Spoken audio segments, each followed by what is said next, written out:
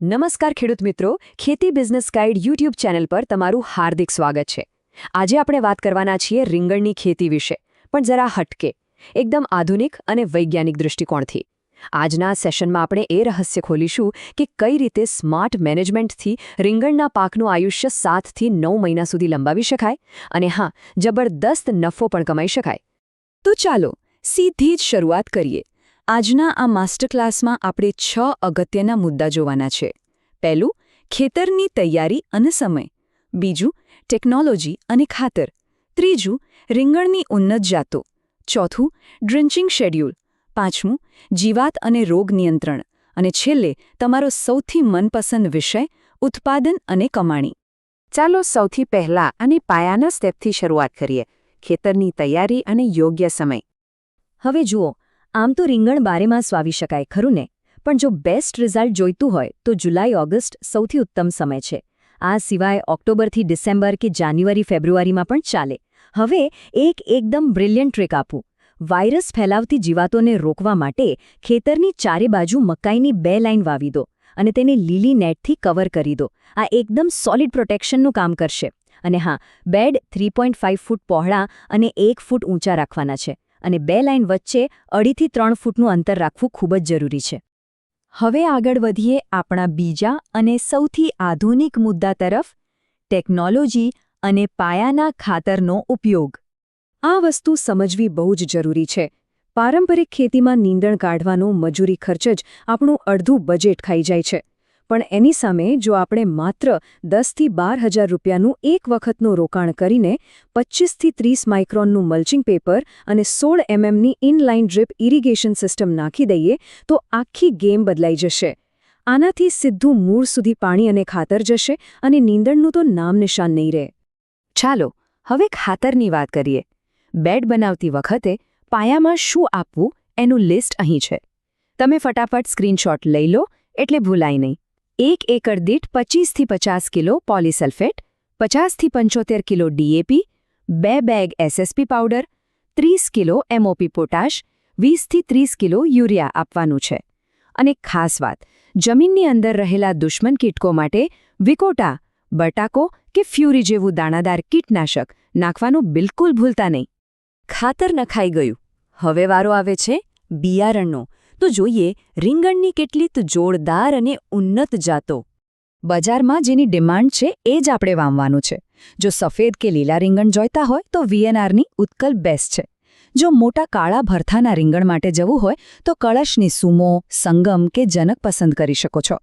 કાંટાળા રીંગણ માટે NVH 13 છે અને સારી ક્વોલિટી માટે હાઈવેક અક્ષતા કે ઇન્ડો અમેરિકન સુપીરિયર પણ ઉત્તમ છે। નર્સરીમાં 27 થી 30 દિવસમાં રોપા રેડી થઈ જાય, પછી એક લાઇનમાં 1.5 ફૂટના અંતરે એકરમાં લગભગ 7 થી 8 હજાર છોડનું વાવેતર કરવાનું છે। ચાલો, વાવેતર થઈ ગયું। હવે આગળ જોઈએ ડ્રિન્ચિંગ શેડ્યુલ। મૂળને મજબૂત બનાવવા માટે આ બહુ જ અગત્યનું છે। અહીંથી જ અસલી જાદુ શરૂ થાય છે। છોડના પાવરફુલ મૂળ માટે આ ટાઈમલાઈન ખાસ ફોલો કરજો। વાવેતરના 8 થી 10 દિવસે પહેલું ડ્રિન્ચિંગ કરવાનું છે। 1 કિલો 19-19-19 NPK અને 500 ગ્રામ હ્યુમિક એસિડ। પછી 15 થી 20 દિવસે બીજું ડ્રિન્ચિંગ, જેમાં 400 ગ્રામ કોપર ઓક્સીક્લોરાઇડ, 1 કિલો 12-61-00 NPK અને માઇક્રોન્યુટ્રિયન્ટ્સ આપવાના છે। અને ત્રીજો રાઉન્ડ 25 થી 35 દિવસે આવશે। 300 ml વેલમ પ્રાઇમ, 500 ગ્રામ કાર્બેન્ડાઝીમ અને 500 ml હ્યુમિસાઇલ। બસ આટલું કરશો એટલે મૂળિયા એકદમ સ્ટ્રોંગ થઈ જશે અને ડમ્પિંગ ઓફનો પ્રોબ્લેમ જ નહીં આવે।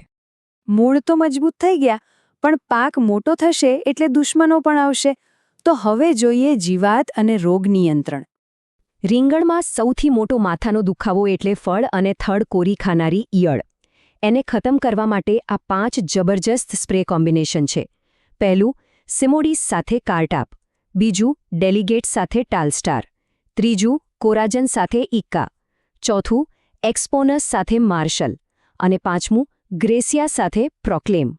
જોજો, આ બધા એક સાથે નથી મારવાના। આમાંથી કોઈ એક કોમ્બો પસંદ કરી દર 8 થી 12 દિવસે દવા બદલાવીને સ્પ્રે કરવાનો છે, જેથી ઈયળ ટેવાઈ ન જાય।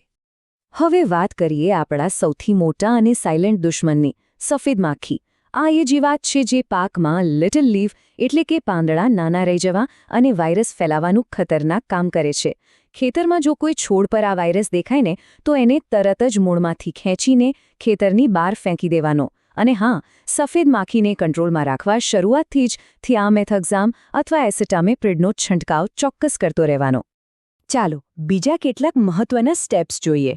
મૂળમાં ગાંઠો એટલે કે નેમાટોડ્સનો પ્રોબ્લેમ થાય તો એના માટે જમીનમાં ગેલમ પ્રાઇમ આપવું એ આપણું પહેલું સ્ટેપ છે. બીજું સ્ટેપ, ફૂગને અટકાવવા એમિસ્ટાર બ્લુ કોપર કે ફોલિયો ગોલ્ડ વાપરો. અને સૌથી ઇમ્પોર્ટન્ટ ત્રીજું સ્ટેપ, વધારે ઉત્પાદન લેવા અને ફૂલ ખરતા રોકવા માટે પ્લાનોફિક્સ જેવા પ્લાન્ટ ગ્રોથ રેગ્યુલેટરનો 15 લીટર પાણીમાં માત્ર 4 થી 5 મિલીનો સ્પ્રે કરવો બહુ જરૂરી છે. તો આપણે બધી જ મહેનત કરી લીધી.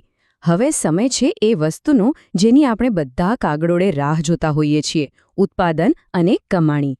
તમને સાંભળીને કદાચ વિશ્વાસ નહીં આવે, પણ જો આપણે બતાવેલી આ પરફેક્ટ વૈજ્ઞાનિક પદ્ધતિ અને શેડ્યુલ ફોલો કરશો ને તો વાવેતર કર્યાના માત્ર 45 થી 50 જ દિવસમાં તમારી પહેલી વીણી એટલે કે પહેલું ઉત્પાદન હાથમાં આવી જશે. આટલી જલ્દી રોકડી શરૂ થાય એ જ તો આ સ્માર્ટ ખેતીની મજા છે. તો મિત્રો, વાતનો સાર એ છે કે જો બજારમાં યોગ્ય ભાવ મળી રહે અને આપણું મેનેજમેન્ટ આવું જ પાવરફુલ હોય તો તમામ ખર્ચ કાઢ્યા પછી પણ 1 એકરમાંથી સરેરાશ 2 થી 4 લાખ રૂપિયાનો ચોખ્ખો નફો આરામથી ખિસ્સામાં આવી શકે છે. વિચાર કરો, ટેકનોલોજી અને સાચા માર્ગદર્શનથી આપણે આપણી ખેતીને ક્યાંથી ક્યાં લઈ જઈ શકીએ છીએ. તો હવે તમે જ વિચારો, આધુનિક ખેતીની આમાંથી કઈ નવી ટેકનોલોજી આગામી સમયમાં તમે તમારા ખેતરમાં અપનાવવાના છો? તો ખેડૂત મિત્રો, આ માહિતી તમને કેવી લાગી એ નીચે કોમેન્ટ કરીને જરૂર જણાવજો. અને તમને બીજા કોઈ પણ પ્રશ્નો હોય તો એ પણ નીચે કોમેન્ટમાં જણાવજો. આ વિડીયોને અંત સુધી જોવા બદલ તમારો ખૂબ ખૂબ આભાર. ખેડૂત મિત્રો, તમને આ માહિતી ગમી હોય તો વિડીયોને લાઇક કરજો, તમારા મિત્રોને શેર કરજો અને ચેનલને સબસ્ક્રાઇબ પણ કરી લેજો, જેથી આવનારી નવી ખેતીની ટેકનોલોજી આધારિત માહિતી તમને મળતી રહે. જય જવાન, જય કિસાન.